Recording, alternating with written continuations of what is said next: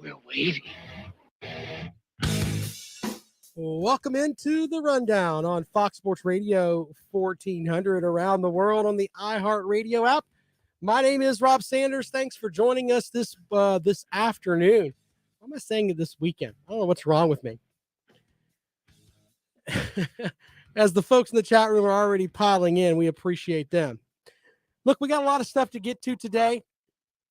I've got some of the top, the supposed top 25, your early preseason top 25, the biggest matchups that these folks have on their schedule. We'll get into that. I thought that would be kind of interesting. We'll also talk about some stuff with Shane Beamer and how he is, one writer writes about how he's figured out the quarterback position in a much faster pace than his predecessor. We'll get into that. We'll also talk about, we've got a little NFL talk as well.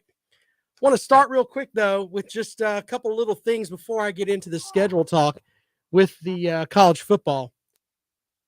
Over the weekend, we had, I'm calling it the St. Peter's weekend of the college basketball tournament. I'm not going to spend too long on this, but I wanted to throw this out there first. The story of the tournament is St. Peter's. I know that people are going to say, oh, it's about Coach K and Coach K this and Coach K that. No, it's about St. Peter's and the magical run that they had. The once-in-a-lifetime run that they had. Only 15 seed to reach the Elite Eight. That's how big this was for St. Peter's, the much smaller school in the state of New Jersey. Now, why am I bringing this up? Because if you don't think that money is something that matters in college basketball, look at St. Peter's. Now, I know you're going to tell me, well, Rob, wait a minute. St. Peter's, they got the smallest this, the smallest that, everything else. Well, St. Peter's lost in the Elite Eight to a North Carolina team. That is one of the annual college football, annual college basketball Blue Bloods. Your Final Four is nothing but the big Blue Bloods that spend tons and tons of money on college basketball. And I say to remember St. Peter's because they're not going to be the same anymore. Why? Because after they squeezed out that last little bit of underdog Rocky story that everybody loves, as soon as the game was over, their head coach said, oh, I can get more money for going to Seton Hall. I'm going to Seton Hall. And you know what? I think if this is capitalism, you should go and get as much money as you want. But the idea that you think that it's just about basketball, it's not. It's all about the money. And it once again shows out. The NCAA, CBS, etc., they're going to milk the fine folks at St. Peter's for the rocky story that they were. And now that they're done with that, no one cares. They're moving on because they want to. Now the next big thing, and all you'll hear about in the coming week is, oh my God, Coach K could be his last game against North Carolina, and the whole college basketball world is going to stop on that. Needless to say, if you look across the bracket on the other side, I think it's fair to say that Villanova or Kansas could beat the tar out of both of those teams. We shall see as it comes along. But I just wanted to throw that out there. St. Peter's, the story of the tournament. And now, what do you got? Your coach, there were rumors coming out, before the game was over, that he was going to Seton Hall. Ta-da! I don't have my sound effect board up. I should have that ready to go. What is wrong with me? 803-978-1832, 803-978-1832. If you want to talk about the tournament from over the weekend, I'm fine with that. But hey, there you go. There's the sound effect that I wanted. There were rumors coming out before the game ended that he was heading to Seton Hall. 803-978-1832, 803-978-1832. If you want to get into all of that stuff, we can. personally, it's, the folks that get tired of seeing Alabama, Clemson, Georgia, etc. in the college football playoff, you don't hear the same gripe from people with the college basketball set. And a lot of it comes down to, well, St. Peter's did this and this team did that. Yeah, really? Not so much.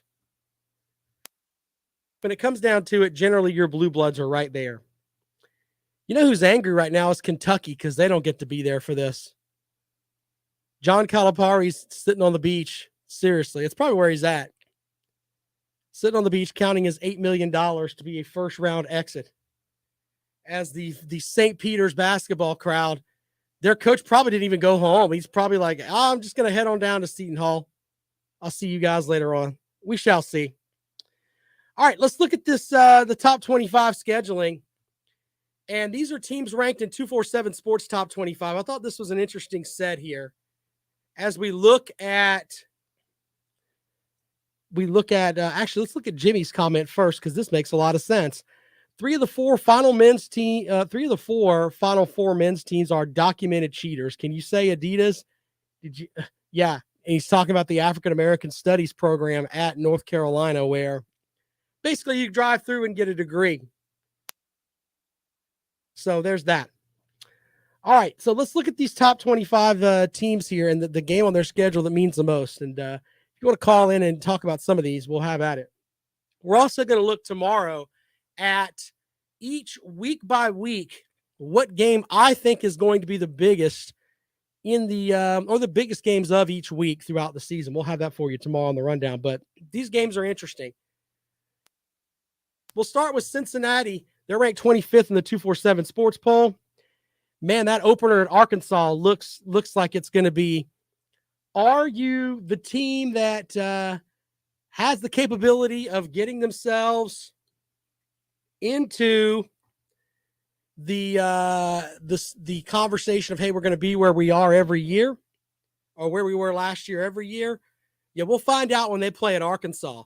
And I tell you what, if you're an Arkansas fan, this is one of those games where you're supposed to win because, hey, you're Arkansas. But if you lose, that is not what you want. Number 24, Tennessee. It says the Florida game comes in week 4 for the Volunteers. I kind of think that's kind of the big game for them. Let's go out to the phones, 803-978-1832. Let's take a call here. Welcome into the rundown. Good afternoon.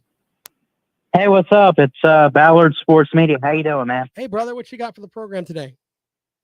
Not much. I wanted to, I know you wanted to talk in this show about the top games for each of the top 25 teams. I'm going to go ahead and go right out the gate here, week 2 early on, which I guess in a way as an Alabama fan, I'm trolling Texas fans and all that, but keep your eye on what Texas can do this year as they host Alabama week 2. They got the 5-star Quinn Ewers, Steve Sarkisian's the head coach still. They also brought in a tight end transfer from Alabama, and Jaleel Billingsley, who got some good playing time last year. They got some good players, man. That's a game that, I can hype up and do all the trash talking I want to as an Alabama fan, but I'd be lying if I said I'm not nervous. Okay, well, let me ease your nerves a little bit on this. You still have Bryce Young, and Texas doesn't have a defense. Alabama should win by 21 points. Is anybody going to call and debate me on that? I'm not sitting here and trying to hold Alabama's water for you, but tell me how Texas's defense is supposed to be better when they lost to Kansas last year. They didn't really bring in a top recruiting class to replace any of those guys there. And by the way, Alabama still has Bryce Young. I'm sorry. I appreciate the fact that you're nervous about that game, but as an Alabama fan, you should be more nervous about, I don't know. I mean, there are other games on that schedule that the first matchup with Brian Kelly, that would be interesting. Yeah. Maybe going up against that Tennessee offense that can score a point a minute. That's what they're trying to hope to do. That's a more intriguing matchup to me than Texas. We're back again. Yay, we're back again. Texas is one of the biggest frauds in college football, but I appreciate you at least saying, hey, maybe they're out there and they're a team that might challenge Alabama. I'm not buying that at all. No, I got you there. I mean, my mindset and my process on that was just like it seems like that at least early on get a good feel and get all hyped up and everything. And the fact that if this game were like a week 10, that's something completely different. I'm looking at it as it's right out the gate week 2, and both of these teams play some cupcake, nobodies, before they even match up. And I don't know. I mean, you're not wrong though. I mean, Texas does have their issues, and again, like you said, I mean, we got Bryce Young, we got guys coming in.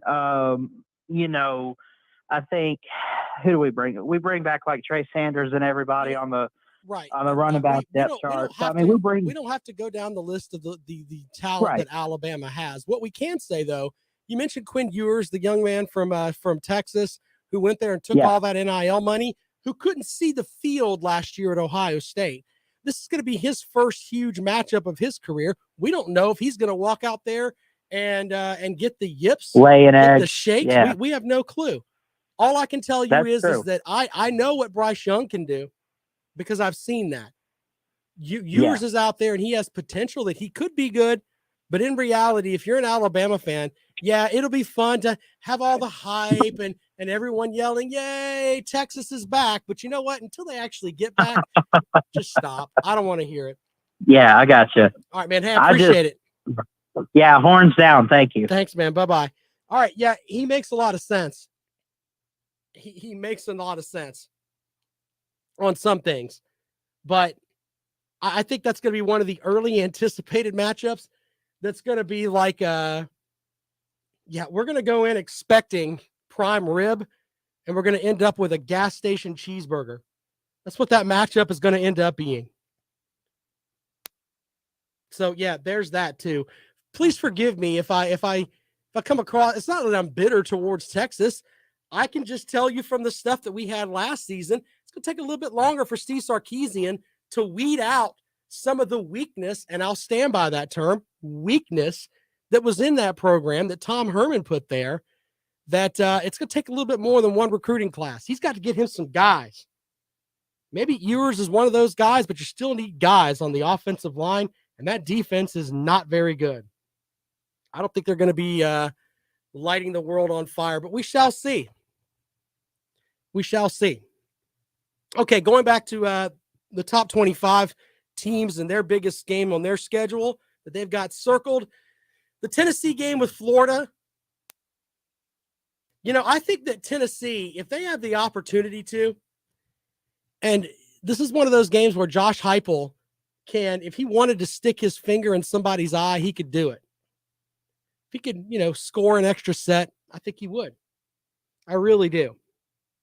But it's big on the Florida schedule too, because it's in week 4. If they come out and they knock off Tennessee, then the whispers start. Wait a minute. This guy Napier, he's came in and he's taken basically what we think is a broken team with the leftovers from the Dan Mullen era and whoever else he gets, and he molds himself into this team that wins in week 4 on the road at Tennessee. Up there, and all those Vol fans who they're going to set the world on fire this year. They are on fire with Hendon Hooker and everybody else up there. If he goes in there and he's able to pick that off, stand by. Back out to the phones we go. Welcome into the rundown. Good afternoon. Turn down your radio. You kills me with these Florida jokes. It won't be a shock that we go up and beat Tennessee, which we're going to beat Tennessee. Okay. When the last time Tennessee beat Florida? No doubt, right? No doubt. You can call it. When the last time they beat Florida? Come on, Florida ain't a bad program. We'll be there. I'm saying, okay, no, sir. All I said was this: Florida is a program in transition right now. You don't know how good of a coach Billy Napier's going to be. You have no clue. Hey, hold on. Florida will be all right. Okay, you think they're just going to be just great because of Napier this year? It ain't because of Napier. We got good athletes. We got good players. Teams with good athletes don't always win, sir. You got to have a leader. We will be there. We're the Florida Gators, okay? All right. Well, I've got you on record on March the 28th saying that you're going to win in week 4 at Tennessee. I hope that you stand by that. No problem. We always do. After we go through the talking season, I hope you stand with that, Hollywood. I really do. Oh, I will. I don't bite down for nothing. And look here, and Duke is still in it, okay? Okay. Congratulations, sir. I don't know how you root for 2 teams, but okay. Hey, I like Duke basketball. I bet you can find a lot of people that like Clemson, Carolina, as North Carolina fans. Come on now. And I call those people. I call those people front runners who know that the Clemson and South Carolina fans aren't. And always will. Sure. Well, that's not the way that it should be. Pick one team, and that's the way it should go. It's the way it's going to be. Well, okay, no doubt, sir. No doubt. Have a great day. There you go. He called it on March the 28th that Florida's going to walk in there and beat Tennessee on the road in week 4.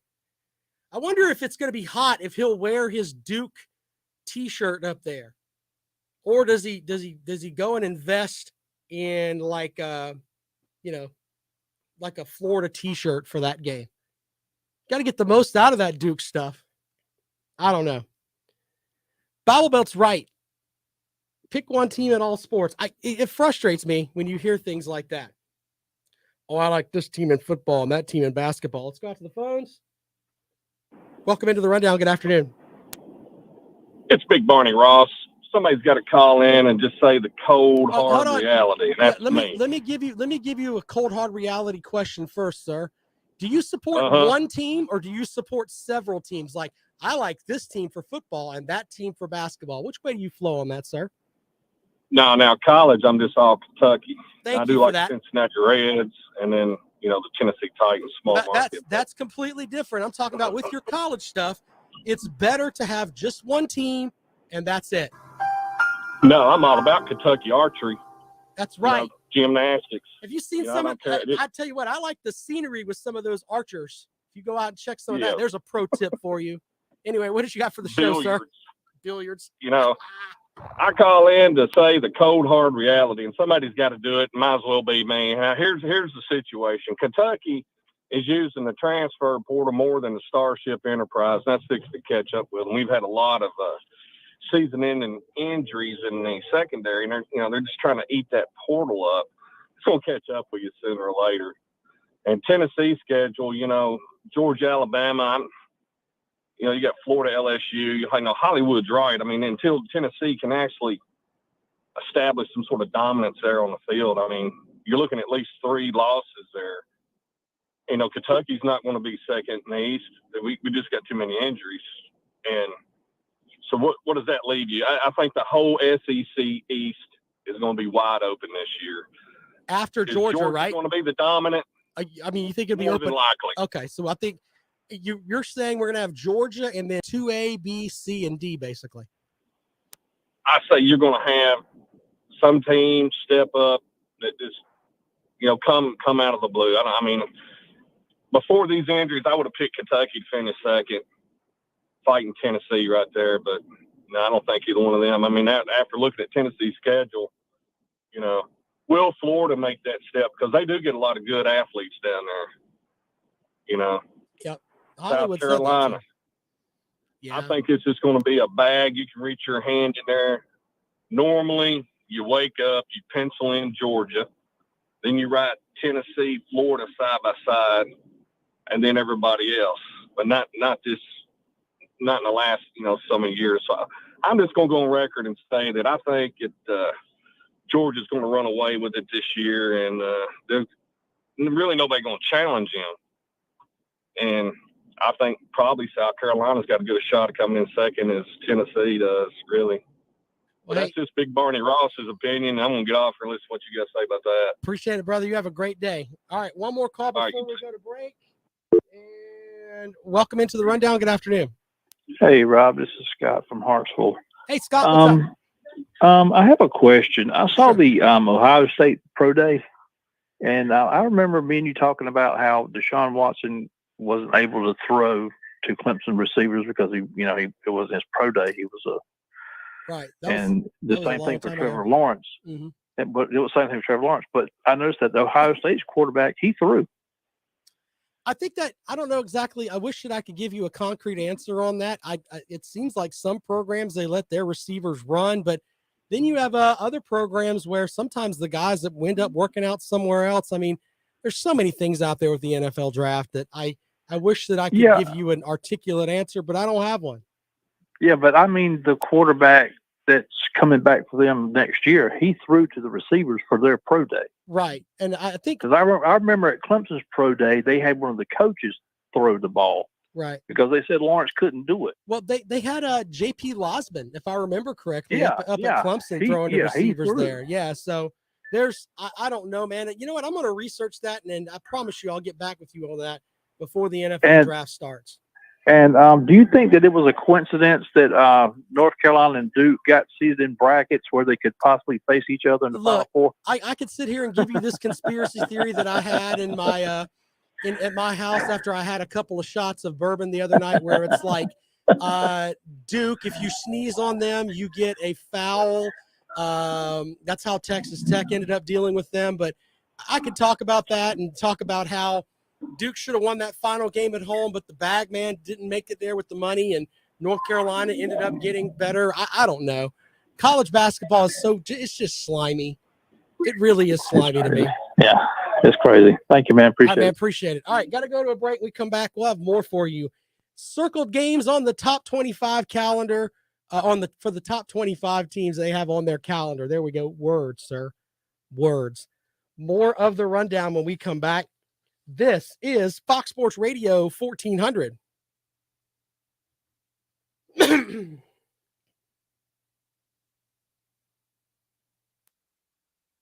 Carson Beck. Jay, real talk. Do you think Carson Beck is going to see the field at all? Seriously. I'm just being, you think he's going to see the field at all? What's up, LW? And do you think he's going to transfer? I know you goof on me a lot. I don't think he's going to see the field. So I think he's going to go somewhere else. Would not shock me. Now, everybody is going to run their mouth about, and I got to defend the Georgia folks with this, because everybody and their brother is going to be like, oh, these quarterbacks are transferring out. You know why they're transferring out? Because they know they're not going to see the damn field. Holy crap. And people will be losing their mind. Oh, Kirby Smart can't do. Yeah, I don't like Kirby Smart as a coach, but he can't help that. There's only one quarterback. Only one spot. That's it. And these guys came there. They were told they were 5-star prospects and they want to play. You're not going to go there as a 5-star guy and sit on the bench and watch Stetson Bennett win national titles. You're not going to do that. Not going to do that.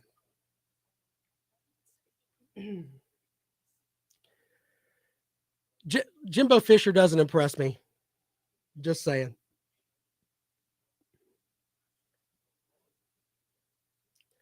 If you're waiting on me to talk about the Will Smith segment, stand by. I don't care.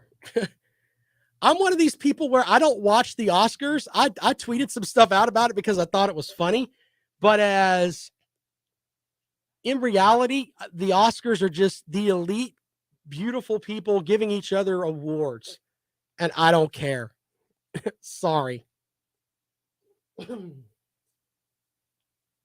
That's a fair statement there, Kirby's visor. But I think that if they thought that he was, and maybe having JT Daniels there may have clouded that a little bit, but Bennett's just solid. He's just, what's the term? He's fine. He's fine. I mean, he led you to a title. That defense carried him, but he's fine.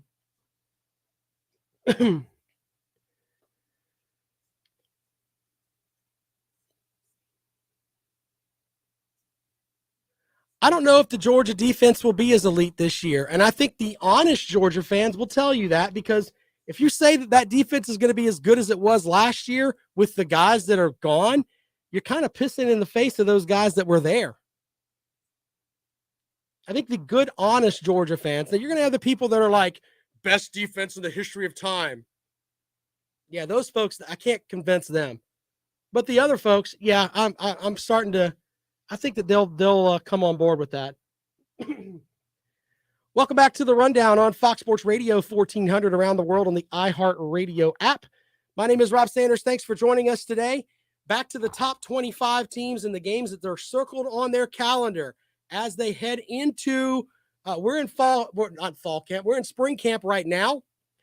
As some teams like Mizzou's already had their spring game. I think we're going to get more and more of these spring games here coming up shortly. It's not going to be that far off.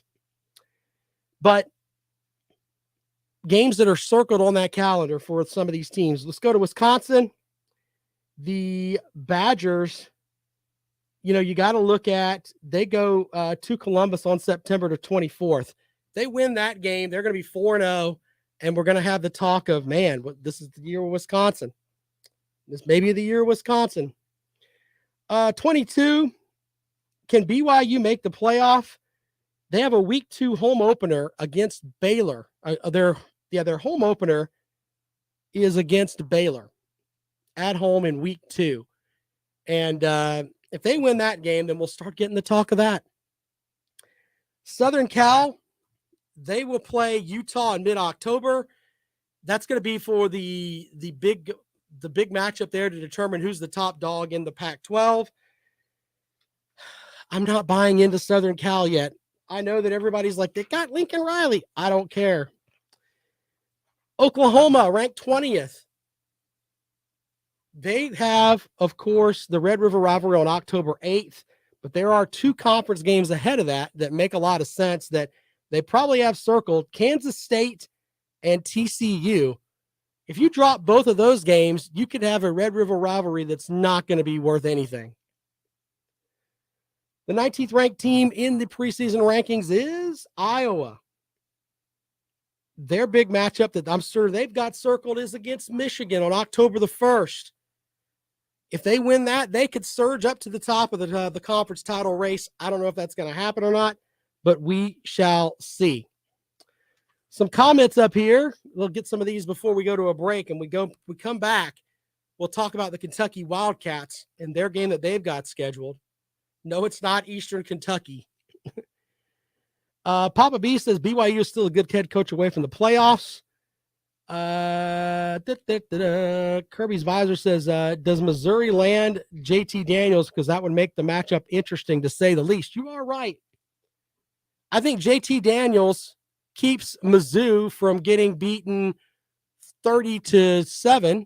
They may lose 30-17. That's pretty much where I think that's going to happen. I think Mizzou's got a lot of rebuilding to do. New defensive coordinator. I mean, there are a ton of questions with that Mizzou team. And the only thing you're really hearing about is Luther Burden. Yeah, Luther Burden's great, but who's going to throw him the ball? Who's going to throw him the ball? That's kind of important. They would love to have a quarterback in the likes of Stetson Bennett that's just fine. Fine. They'd love to have that, but they don't. They got questions. They're going to miss Connor Bazelak, who I thought was great, but in reality was average at best. More of the rundown when we come back. This is Fox Sports Radio 1400. The Clemson quarterback that transferred was Kelly Bryant. And the backstory with Kelly Bryant is he lost that team because he was banging the tight end's girlfriend. Ta-da! That's what happened. Can I play that during that? That's what happened there. Yeah. I agree with Kirby's Visor on that. I don't think there's a lot of respect for the Pac-12. I think that I don't like the idea of 2 teams coming from one conference when you have 4 teams in the playoffs. I just think that kind of, all right. I think that you can, unless there's a setup where you've got, I don't know, 2 12-0 teams, they meet in the conference championship and it's a field goal game, and you've got teams that have multiple losses on the other side. I can kind of understand that.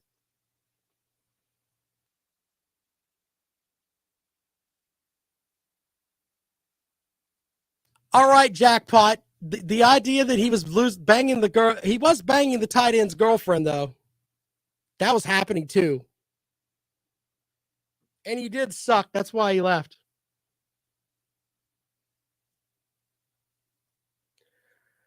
You know what? I think that Jay has a valid point. What do you have in the Big 12 after that? I mean, you've got, I guess, Baylor. I mean, normally Jace does a lot of dumb things. We may talk about that tomorrow. I'll research that, Jay. That's actually pretty interesting. And Kelly Bryant did suck. Oklahoma State, yeah, very good. Baylor and Oklahoma State. And then what do you got? Kansas and basketball? They're going to become like, I don't know. That's a very interesting topic.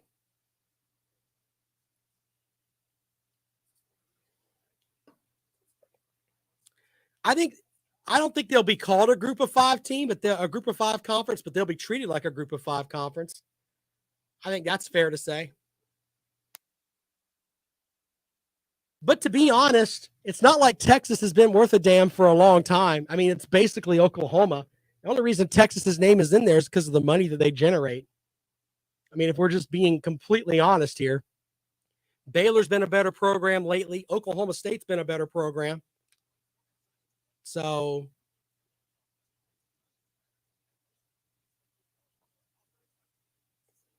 yeah, the Mormons love BYU. You're right about that.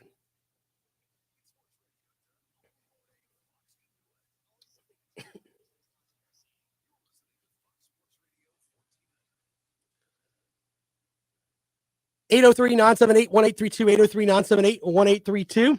That's the number to dial if you'd like to join us here on the Rundown, right here on Fox Sports Radio 1400, brought to you by Mazda of Columbia, MazdaofColumbia.com. Be sure to go and check them out, as we appreciate them for sponsoring the show. If you need a car, go and check out Mazda of Columbia, the CX-50. Absolutely astounding looking car. You folks that want to tote some things, you can do that. And of course, if you don't want to buy a Mazda, just go down there and ask Greg. Greg, I want XYZ car. Greg will find it for you. No shame in that. Sometimes that's kind of the way it ends up going. You go somewhere and you don't end up buying from, this dealer from their manufacturer. You end up finding a used car that you like. It gets down to that. Go and talk to Greg, Mazda of Columbia, MazdaofColumbia.com. You can look online too. You don't want to deal with the sales rep? That's fine. Look online, punch up what you want, see if they've got it in inventory. It's very simple. Itemized right there for you, MazdaofColumbia.com. All right, 19 is the Iowa Hawkeyes. We talked about them with Michigan. We got to go to Kentucky now. Kentucky, their schedule this season is a lot tougher than the one they had last year. Remember last year where they had Georgia, what was it? Georgia on the road. Georgia comes to Kentucky this year. They have to go on the road to LSU, and they kind of flop their schedule around. But the big game on their schedule is the Tennessee matchup, which is on the road after an open week in late October. You think that Coach Stoops doesn't want to win that game? I think that's not important to that fan base up there to get that win over Tennessee. Oof. I think the Tennessee defense is probably going to be a little bit better this year. And I think that's going to be a tough one for Kentucky to deal with.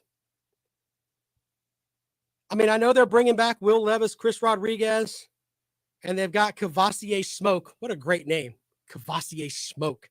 Just sounds like you're going to do something crazy there. But I don't know who they're going to throw the ball to.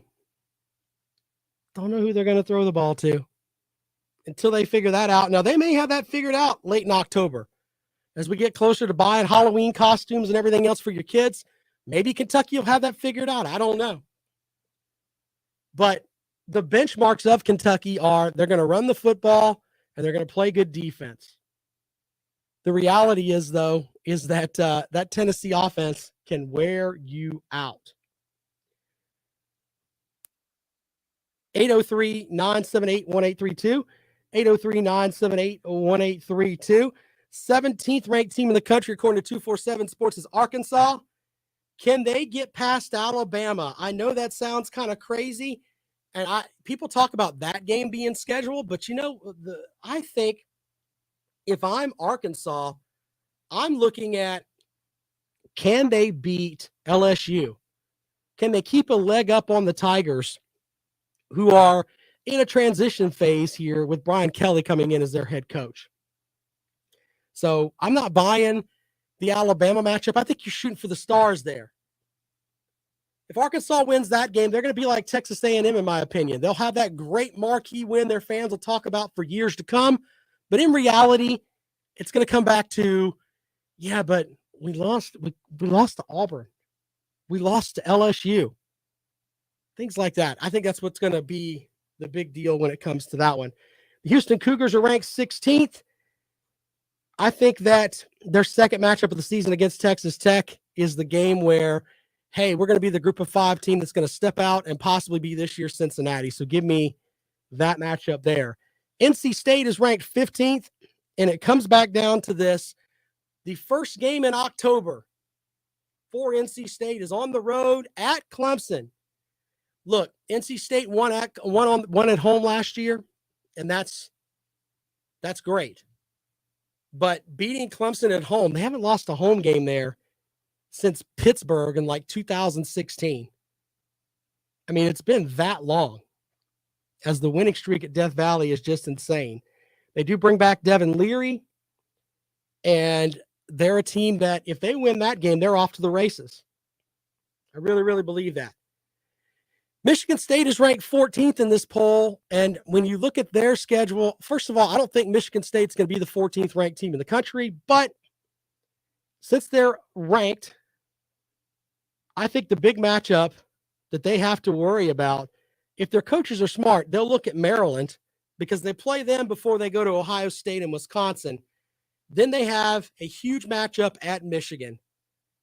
And some people think that at that point of the season, it could be a top 10 matchup. I'm not so sure. I would worry more about Oregon.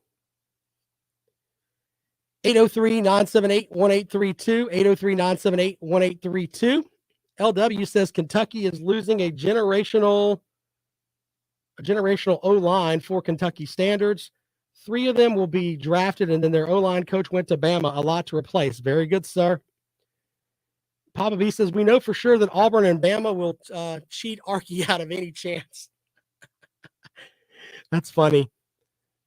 Elijah says he thinks Arkansas is a better coach team, but it'll be between the two. Okay.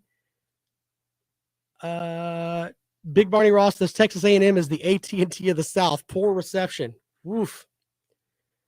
Papa B says, all I remember is how terribly wrong last year's preseason polls were. And that, sir, is why when we get our first set of preseason polls, we're going to put those on the bookcase of accountability.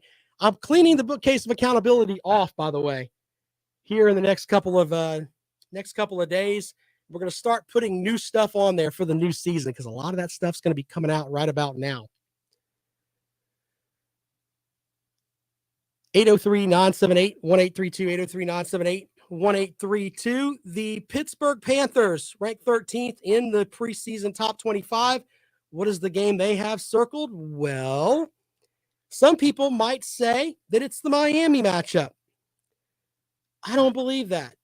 Me personally, I think the matchup that's going to be the biggest for them is going to be that matchup with Tennessee.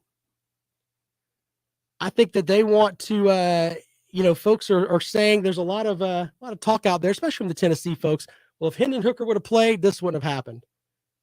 All right, well, now you get Hendon Hooker, but he has to go on the road. It's going to be a little bit different, though. There's no Kenny Pickett. It's Kadon Slovis taking over. Guy that put up big numbers at Southern Cal. I think that's the big matchup, in my opinion, that they look at and they're like, you know what? As far as national respectability, that's where we need to go. One more before we go to break. The Baylor Bears, they bring back 4 starters on the offensive line. I think that's going to help them a little bit. But they are the returning Big 12 champions. Won 12 games last year. But that week 2 matchup at BYU is a big, big deal because you still got that sweet taste of that Big 12 title, and you're walking in thinking, hey, we're the Big 12 champions. If you get snake bit by BYU, you are in trouble. You are in trouble. All right, we come back. We'll start with Oregon and then work our way through the top 10. 803-978-1832, 803-978-1832. Tomorrow we'll look at each week by week and what games I think are going to be the most important as we roll along on the schedule. We'll have that for you tomorrow on the rundown. Right here on Fox Sports Radio 1400. More when we come back. I think it's Muschamp.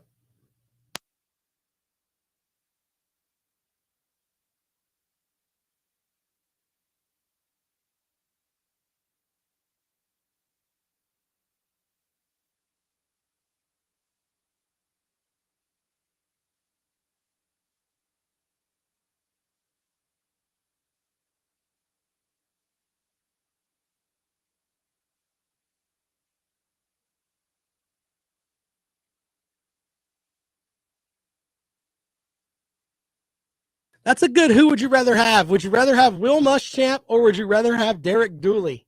If you had to have one or the other. Interesting.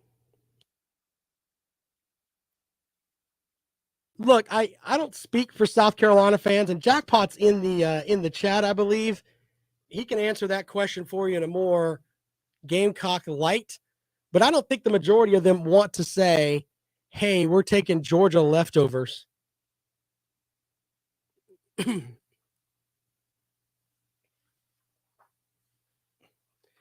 I've got a great Will Muschamp stat, by the way. The first 6 quarterbacks recruits rated 4-star or better that Will Muschamp had, all of them transferred. Jeff Driscoll, Jacoby Brissett, Will Greer, Treon Harris, Brandon McElwain, and Jake Bentley. Ryan Helinski also transferred. DeCarrion Joyner switched positions, and Luke Doty is probably not going to see the field. Jimmy says he'd rather have the clap. Don't want the clap, man.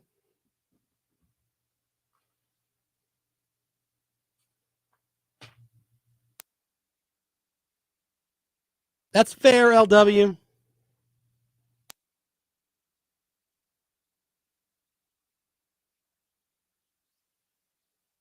I just think that Will Muschamp's coaching style just doesn't work.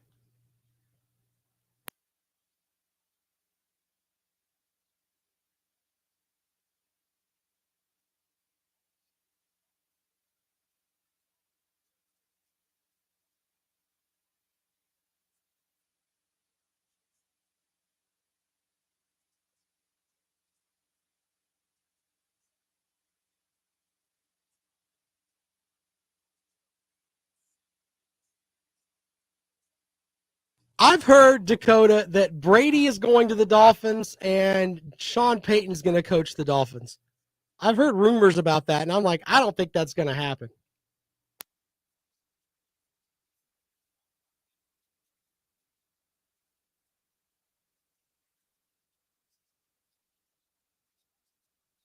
I'm wearing my, this is my South Carolina hat. It matches my billboard behind me. Welcome back to the Rundown on Fox Sports Radio 1400 around the world on the iHeartRadio app. My name is Rob Sanders. 11th ranked team in the country, according to 247 Sports, is going to be the Oregon Ducks. And, you know, when you look at the game that they have scheduled, you talk about a measuring stick game. A measuring stick game for them. Dan Lanning gets to go against his former boss in the season opener. That game is it. Hey, if you go out and you play against Georgia, and you know what? Let's just say you don't win. But you go toe-to-toe with Georgia, and you make it look like, hey, we're competitive. That team just won the national title, and we walked on the field with them. And when we walked off, we had blood on our jerseys, and we ended up giving them everything they wanted. That's huge for them. Measuring stick week for the folks from Oregon. Now, I don't think they're going to win. I really don't, unless Lanning ends up being like, if he was the straw that stirred the drink for that Georgia defense, and it takes Georgia some time to get themselves squared away on that front. I don't foresee that happening. But I'm just saying that would be a monumental win for him, but I do think that they're probably going to get popped in week 1. It's just a thought. Wake Forest is ranked 10th.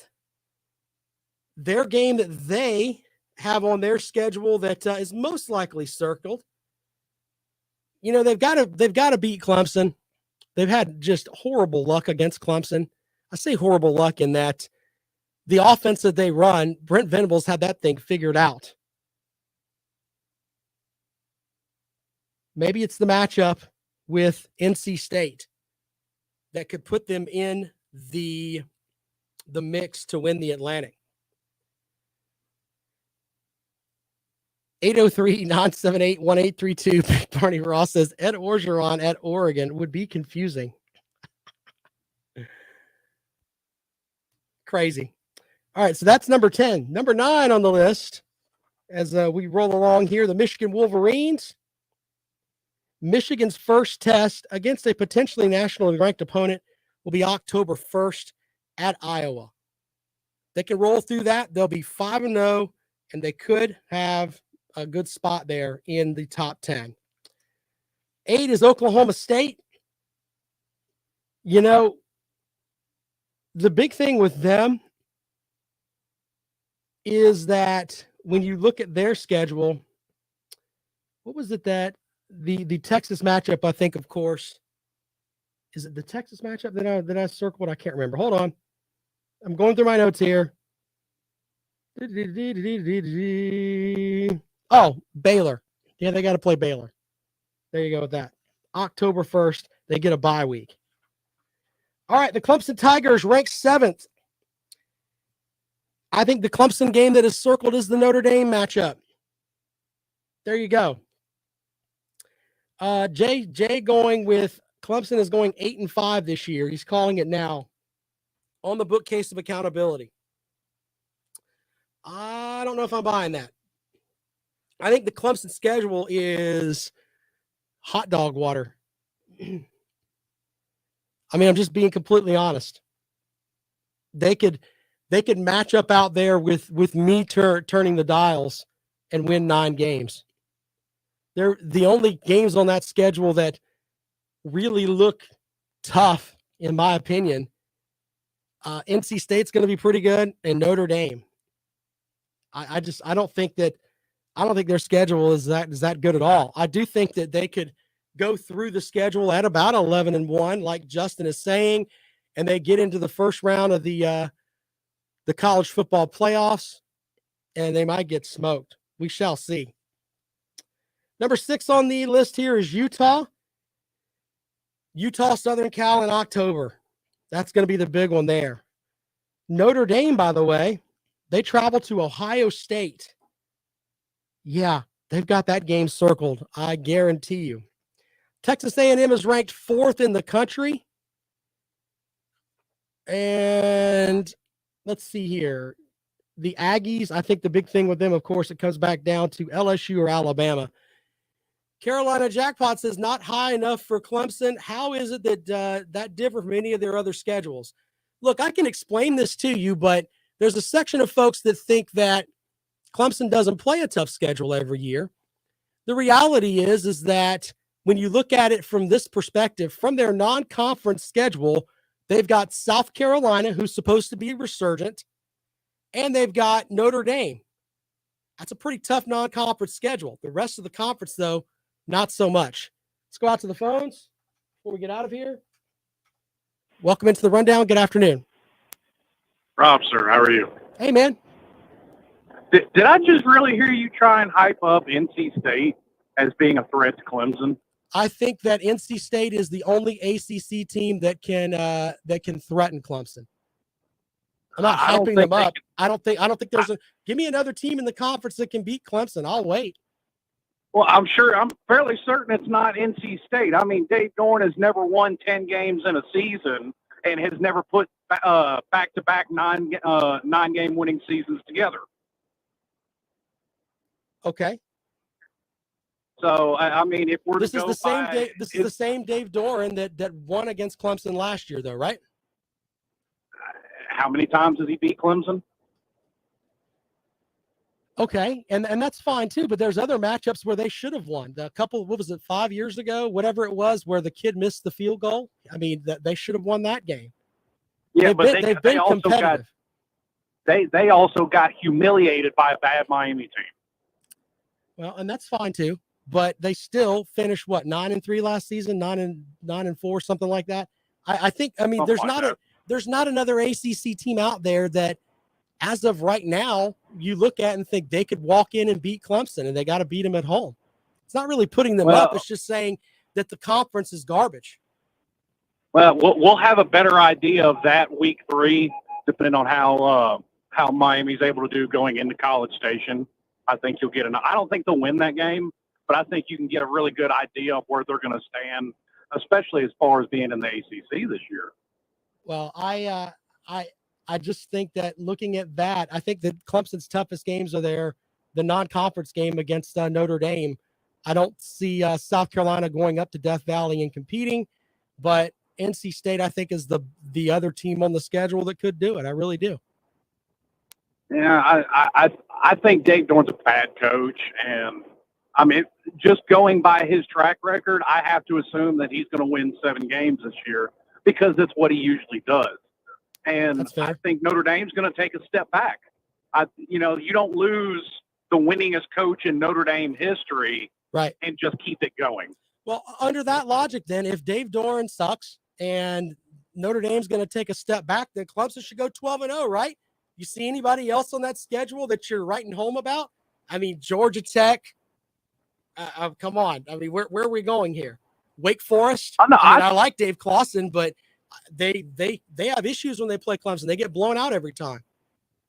Yeah, well, I think you have a couple of unknowns. Like I said, I think you'll find out where Miami stands week 3 at A&M.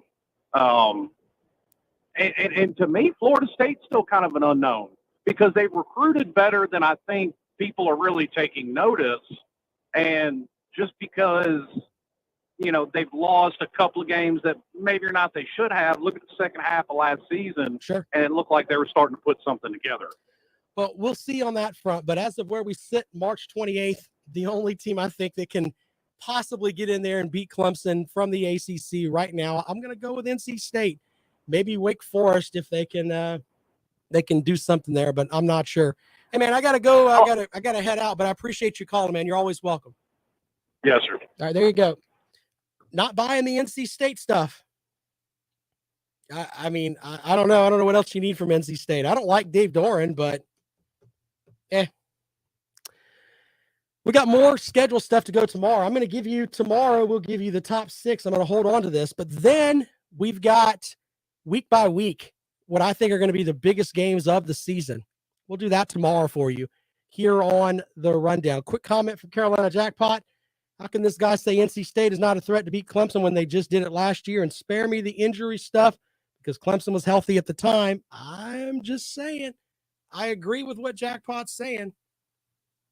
I can't think of another team in the ACC that can beat him. More of the Rundown. Lawton Swan is next. We'll see you tomorrow.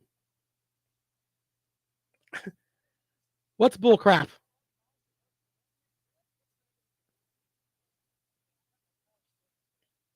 Stop it, Jay.